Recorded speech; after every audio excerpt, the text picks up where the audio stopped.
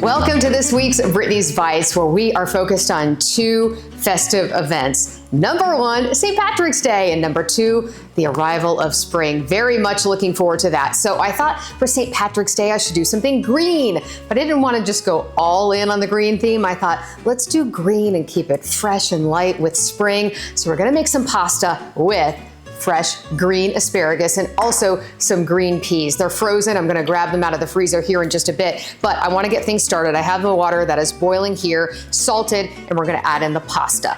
These are cute little, I think it's orchietta, but I think that means little ears, but they're sort of the little pasta that is in a little scoop, and I love them because when you make pasta with peas, sometimes the pea will get trapped in there. So this is a whole pound of pasta. For this recipe, I think I'm gonna do about half. So I'm gonna go ahead and pour these in there and get these going. They go for about, I think, 10 minutes or so, but because we're going to also cook it in a sauce after that, maybe do it very al dente because we're gonna continue to cook it just a little bit longer when we bring it all together. So I'm gonna get started with about half of the box here, and then get that boiling for a minute and we'll move on to the next steps. While the pasta is cooking, we're gonna make use of our 1 pot and our boiling water. So back to our greens for our spring pasta.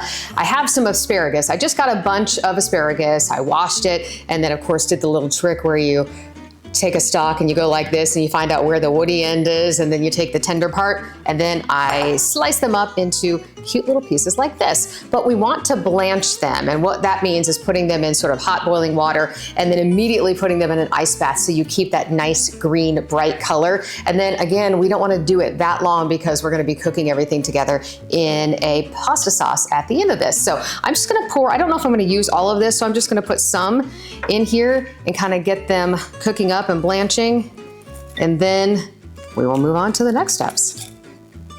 The asparagus has gotten nice and bright green, all floating near the top, so I'm just gonna take my little spider and scoop them right out and right into this water bath that I have going here, trying to avoid the pasta.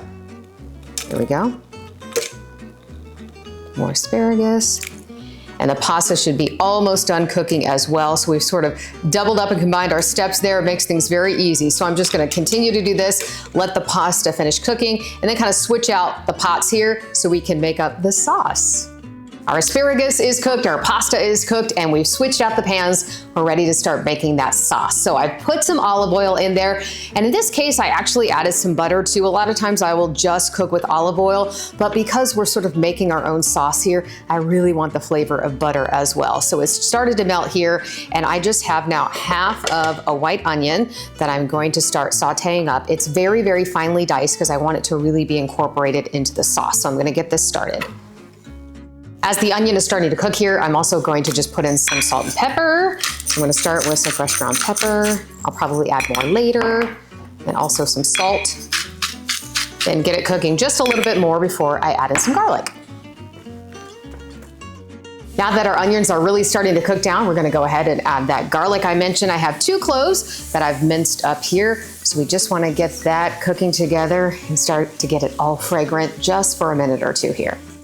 Also right now, I'm gonna add some red pepper flakes, which you do not have to add, but I love adding a little kick to it, or a lot of a kick.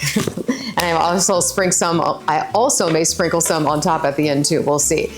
So once this cooks for just another minute or 2, we're gonna start adding some more ingredients. Now we're gonna start bringing the sauce together with a few other ingredients, including some zest from a lemon. I'm gonna reserve some of this. I don't wanna overpower the flavor with lemon because I want the green vegetables to stand out, but I'm gonna put a little bit of the lemon zest and also some lemon juice here in a moment. But I also want to do some Parmesan cheese and really make this into a nice cheesy sauce. That there. And then one of the key things, oops, I'll grab that later, that I forgot to mention is to reserve some of your pasta water. Definitely do that. You're gonna need that to bring this sauce together. So you can maybe see that it's a little green because I did my asparagus and pasta all together. So I'm gonna pour that in. And this sort of allows the sauce to come together and get nice and silky smooth. So we're gonna keep doing that. And then I'm gonna add in eventually our green veggies before I finally add in the pasta. So that is great. I'm gonna do a little squeeze of lemon here. Oh, have a seed in there. Let me get that out. There we go. This smells fantastic now, by the way. Okay, so I want to start bringing some of the flavors into the veggies as well. So I'm going to put in the asparagus and then the peas and start bringing it all together. So I'm going to put in the asparagus now. Mix that up. And look how nice and pretty and green they remained because we did the blanching. Love it. And of course, they're nice and tender as well. So got those going. I'm gonna put in some, I just got a bag of frozen peas. You can use fresh peas if you'd like as well. So I'm gonna get those in here.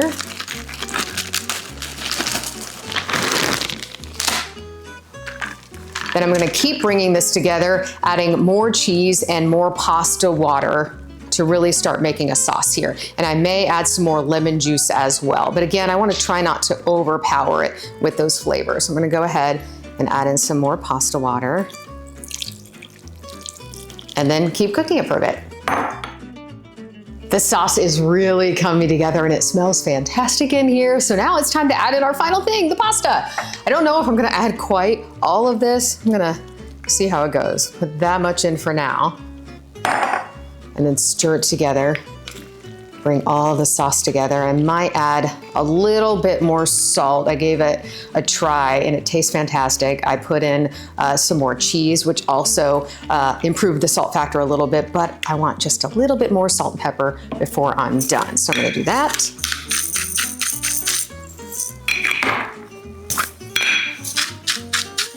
Some salt. And then we have our pasta ready to go. One more thing that I wanted to do is to add a little freshness as well. I have some fresh basil I'm gonna grab. I had it rinsed and was setting over to dry, so I'm gonna grab it really quickly over here.